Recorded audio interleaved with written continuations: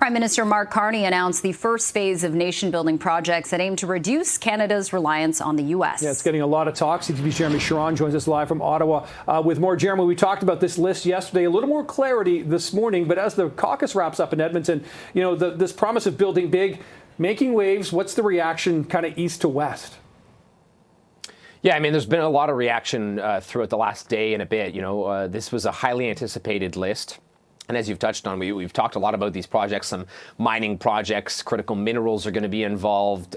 There will be an LNG project in BC. So, you know, a wide range of projects and covering, you know, a lot of the country. And there's been a lot of reaction, mostly positive when you look at the reaction from industry and from premiers across the country. Industry, of course, supportive here.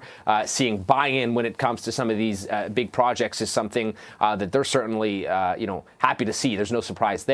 But then across the board, premiers have been, you know, widely supportive of what was announced yesterday. Even Alberta's Premier Danielle Smith, despite the fact there is no project on this first list of 5 for Alberta, and there's no pipeline project yet, you know, she seemed optimistic yesterday, was complimentary of the Prime Minister in the meeting they had, asked Albertans to be patient when it comes to a project that could benefit Alberta, and specifically a pipeline project. So, you know, across the board, kind of surprising yesterday to see a lot of support for the Prime Minister from premiers of all political stripes. When you start to look at outside of those two categories, environmentalists were critical of yesterday's announcement.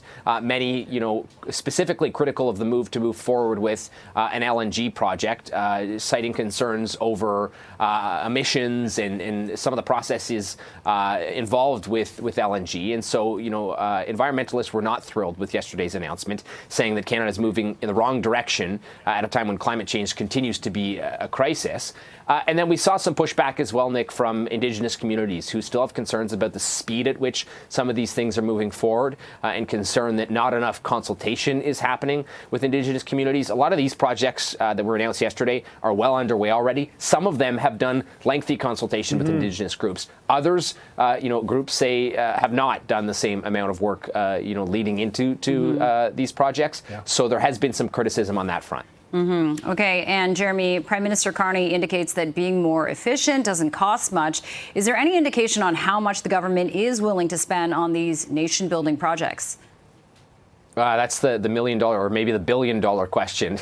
It's not clear definitively how much, you know, investment will be involved here at the federal level, how many federal dollars are going to go into a lot of these projects. I think we can expect to see an investment from the federal government on most of these projects. What the Prime Minister made clear yesterday is that his hope is that any kind of investments from the federal government to help move these projects forward and help finance these projects will happen with the goal of maximizing, as a result, private sector investment. They expect that they will get multiple factors or multipliers of private investment compared to their, you know, federal dollars going into these projects. So that is the goal, is to attract a lot of private investment.